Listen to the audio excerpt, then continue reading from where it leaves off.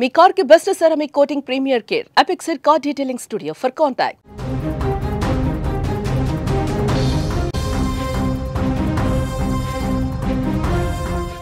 జార్జియాలో ఘోర ప్రమాదం చోటు చేసుకుంది. తుర్కీ C-130 మిలిటరీ కార్గో విమానం కుప్పకూలిపోయింది. ఈ విమానం అజర్బైజాన్ నుంచి బయలుదేరి 20 మందిని తీసుకువెళ్తున్నట్లుగా సమాచారం అందుకున్నటువంటి వెంటనే అక్కడికి సహాయక బృందాలను అక్కడికి పంపించారు అధికారులు. విమానంలో 20 మంది మరణించినట్లుగా కూడా భావిస్తున్నారు. ఈ మధ్యకాలంలో వరుసగా జరుగుతున్నటువంటి విమాన ప్రమాదాలు తీవ్ర ఆందోళనకు గురి చేస్తున్నాయి. ఇందులో భాగంగా ఇప్పుడు తాజాగా మరొక ప్రమాదం జరగడం ఒక్కసారిగా భయాందోళనకు గురి చేస్తుంది. ప్రమాదం జరిగినటువంటి విమానంలో తుర్కీతో పాటుగా అజర్బైజాన్ రెండిటికి చెందినటువంటి వ్యక్తులు ఉండి ఉండవచ్చని కూడా తెలుస్తుంది.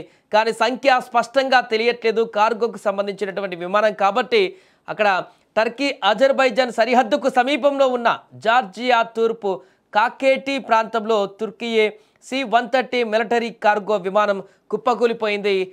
మొన్న కొద్ది రోజుల క్రితం కూడా ఒక భారీ కార్గో విమానం కుప్పకూలినటువంటి ఘటన కూడా మనం చూడడం జరిగింది. ఇప్పుడు మరొక కార్గో విమానం అలాంటి ప్రమాదానికి గురైంది. ఈ ఘటన పైన టర్కీ, జార్జియన్ ప్రభుత్వాలు దర్యాప్తు ప్రారంభించాయి. విమానం పడిపోయే ముందు తెల్లటి పొగను వదిలి వెళ్తున్నట్లుగా కనిపిస్తుంది. ప్రమాదం తర్వాత దట్టమైనటువంటి నల్లటి పొగ ఎగిసిపడింది. C-130 హెర్క్యులస్ విమానాన్ని అమెరికన్ కంపెనీ లాక్హీడ్ మార్టిన్ తయారు చేసింది. ఇది 4 ఇంజన్ల టర్బోప్రాప్ సైనిక రవాణా విమానం. ఇది సరిగా లేని రన్వేల నుండి టేకాఫ్, ల్యాండ్ అయ్యేలా రూపొందించారు దీన్ని. ఇది ప్రాథమికంగా సరుకు, రక్షణ దళాలు, పరికరాలను రవాణా చేయడానికి వినియోగిస్తారు. C-130ను గన్షిప్, వైమానిక దాడి, నిఘా కార్యకలాపాలకు కూడా ఉపయోగిస్తారు. ప్రపంచవ్యాప్తంగా అనేక సైన్యాలకు ఇది ప్రాథమిక వ్యూహాత్మక ఎయిర్ లిఫ్టర్గా పరిగణిస్తారు.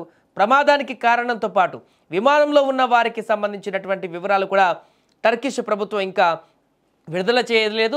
ప్రాథమికంగా అయితే ఒక 20 మంది దాంట్లో ఉండొచ్చు అనేటువంటి విషయం తెలుస్తుంది. కార్గో విమానం కాబట్టి పూర్తిగా సరుకులకు సంబంధించి వివిధ వస్తువులకు సంబంధించి ట్రాన్స్పోర్టేషన్కి ఎక్కువగా ఉపయోగిస్తారు కాబట్టి ప్రయాణికులు దీంట్లో ఉండరు. ప్రజలు కూడా ఎక్కువగా దాంట్లో ప్రయాణించేటువంటి అవకాశం ఉండదు కాబట్టి భారీ విపత్తుకైతే తావివ్వలేదు. బట్ ప్రాణ నష్టం అయితే సంభవించినట్టుగా కనబడుతుంది. దీంట్లో సుమారుగా ఇంచుమించుగా 20 మంది వరకు కూడా ప్రయాణికులు వెళ్తున్నారనేటువంటి ఒక సమాచారం అయితే తెలుస్తుంది. దీనికి సంబంధించి అధికారికంగా మరిన్ని వివరాలు వెల్లడిస్తే యాక్చువల్గా దాంట్లో ఎంతమంది ఉన్నారు, పైలట్స్తో పాటుగా ఇంకెంతమంది ట్రావెల్ చేస్తున్నారు, ఇంకా విమానంలో ఎలాంటి ఐటమ్స్ ఉన్నాయి, ఎంత ఆస్తి నష్టం కూడా సంభవించింది, లాంటి వివరాలన్నీ కూడా బయటకు వచ్చేటువంటి అవకాశం ఉంది. ఏదేమైనా కూడా వరుసగా జరుగుతున్నటువంటి విమాన ప్రమాదాలు తీవ్ర ఆందోళనకు గురి చేస్తున్నాయి.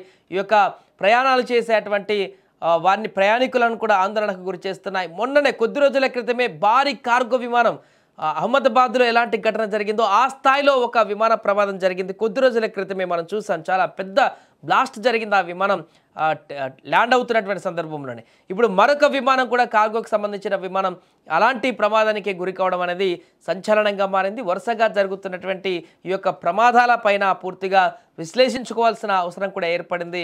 ఏదేమైనా కూడా ఈ ప్రమాదం ఎలా జరిగింది, ఎందుకు జరిగింది, ఎక్కడ తప్పిదం జరిగింది అనేటువంటి పూర్తి వివరాలు కూడా దర్యాప్తులో బయటకు వచ్చేటువంటి అవకాశం ఉంది.